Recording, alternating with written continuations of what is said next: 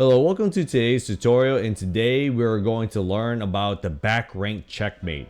At one point in time in your chess games, everyone has at least fallen to the back rank checkmate once. If you have gone after your opponent's king and your main focus was attacking, you've gotten close to checkmating your opponent's king, and next thing you know, your opponent comes up with a very sneaky move and being able to checkmate you with just a single rook or a single queen. A back rank checkmate is characterized as your king being protected by his pawns in front of him. He thinks he's guarded, he thinks he's shielded, but he does not have room to breathe. And all it takes is a simple rook to come down here all the way to the last rank to be able to checkmate you, because you have trapped yourselves behind your very own pawns. And in a similar situation, it'll be the queen who can create a back rank checkmate as well.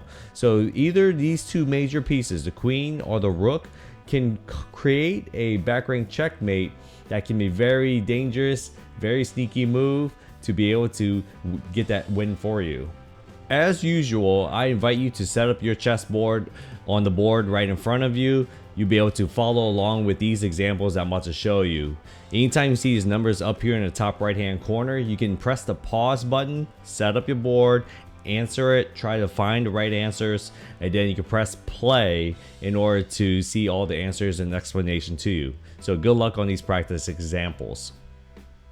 In this example, if we're going for a back rank checkmate, can you see the best move for white?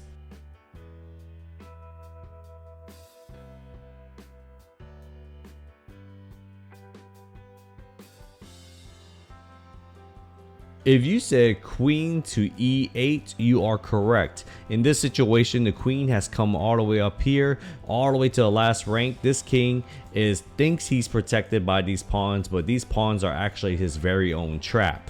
What the king has to do in order to respond to this queen is be able to capture this queen to stop this check, but white has another move up his sleeve.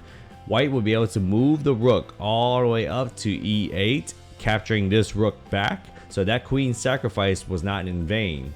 In this situation, this rook, this lone rook, has been able to checkmate this king hiding behind his pawns. This is a classic, very simple example of a back rank checkmate. If we're going to continue setting up the back rank checkmate and using that concept, can you find white's next best move?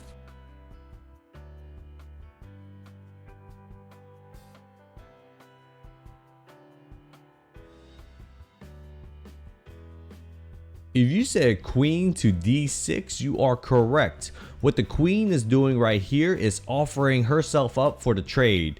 If black decides to take this, let's just say if black comes in and decides to take this, white would then be able to move the rook onto the square that was guarded by the queen previously on f8, moving to e8, and then having a back rank checkmate on the king right here. It doesn't matter if black decides to come back and block, we can just capture that again, creating a nice back rank checkmate. And the other options of the queen is, unfortunately, the queen cannot go anywhere else to protect these squares. If the queen decides to come here to g8, the bishop is already attacking that square, and that's a free queen right there. Or if the queen decides to go to either of these squares, is being attacked by both the queen on d6 and the rook on e1. So therefore, there's no squares that this piece can go to. And unfortunately, this queen cannot guard any of these squares and prevent a back rank checkmate. White is to move in this practice example. Can you find the next best move for white?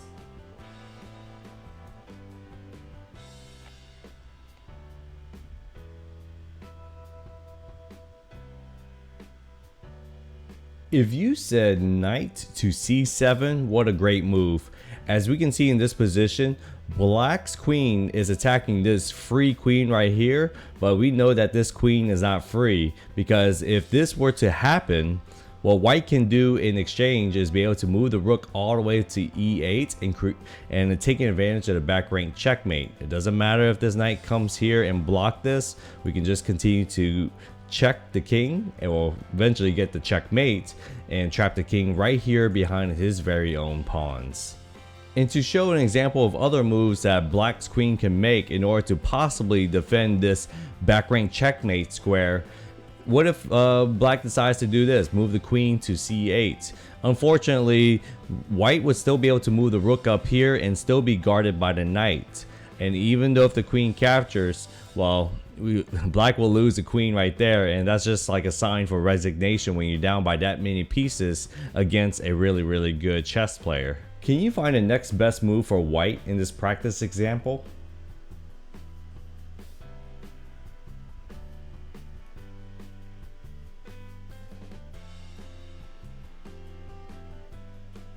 If you said queen captures c7, you are correct. What the queen is doing is that she's offering herself up for the sacrifice, because if black decides to capture right here, white would then be able to come up here and create a back rank checkmate. However, if black does not decide to take the queen back and decides to move the rook back to help guard this back rank checkmate, the queen came up here to get a free piece, so that was a free knight in this exchange. In this practice example, can you find the best move for white?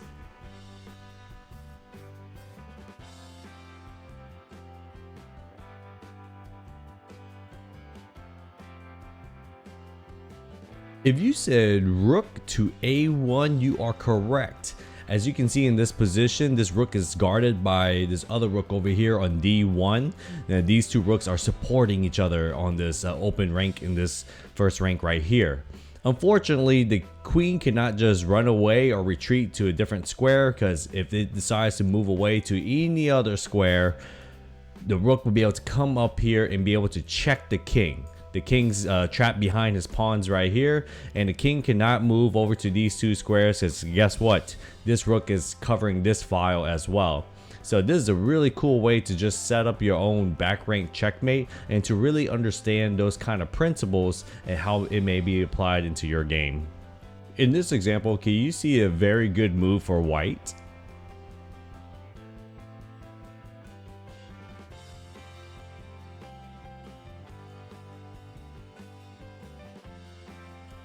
If you said queen to e8 check, you are correct. One of the only ways that black can respond over here, rather than just blocking with this bishop and then losing this rook, is that the rook has to take. Next, white is going to capture this rook back, and the only move that black can play is to defend this piece right here, is to defend with the bishop. Now is blocking this current check.